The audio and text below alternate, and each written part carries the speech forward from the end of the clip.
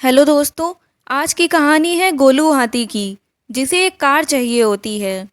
कहानी को पूरा ज़रूर सुनिएगा और कमेंट करके बताइएगा कहानी कैसी लगी।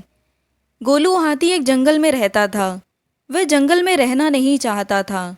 जंगल के पास से जो रास्ता गुजरता था उस पर वह सुंदर और चमकीली कारों को आते जाते देखता था। उसका बहुत मन करता था कि उसके पास भी एक कार हो। एक दिन वह जंगल के पास वाले रोड के पास खड़ा था। तभी पास में ही एक कार आकर रुकती है। कार में दो लोग सवार थे।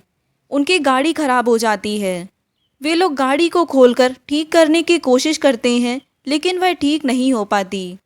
तभी उन्हें एक हाथी नज़र आता है। वह उसे देखकर डर जाते हैं, लेकिन तभी गोलू उनके सामने आ जाता है।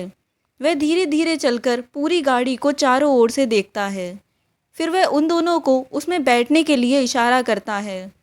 दोनों उसका इशारा समझकर गाड़ी में बैठ जाते हैं। इसके बाद गोलू गाड़ी को अपनी सूंड से धक्का देने लगता है। वह धीरे धीरे उन्हें जंगल से बाहर निकाल देता है। पास ही में गाड़ी ठीक करने की गैराज थी। दोनों उतरकर हाथी से कहते हैं, आपने हमारी बहुत मदद की। हम आपके लिए क्या कर सकते हैं? क्या आपके लिए केले ला दें? यह सुनकर गोलू गाड़ी के चारों ओर घूमने लगता है और गाड़ी पर बार बार सूंड मारने लगता है। उन दोनों में एक सेठ जी थे और दूसरा उनका नौकर। सेठ जी कहते हैं, तुम्हें यह कार चाहिए? यह सुनकर गोलू हाँ में सूंड हिलाने लगता है। सेठ जी गोलू से कहते हैं, तुम जाओ, बहुत जल्दी हम ये गाड़ी तुम्हें देने आएंगे। गोलू मुड़कर वापस चला जाता है। सेठ जी का नौकर कहता है, ये क्या कर रहे हो सेठ जी? वो कौन सा हमें पकड़ लेगा? बेकार ही इतनी महंगी गाड़ी उसे दे रहे हैं। सेठ जी ने कहा, अगर वो चाहता तो हमसे ये गाड़ी छीन भी सकता था, लेकिन उसने हमारी मदद की। यह कहकर सेठ जी गैराज में चले जाते हैं। वहाँ के इंजीनियर को कुछ समझाते हैं।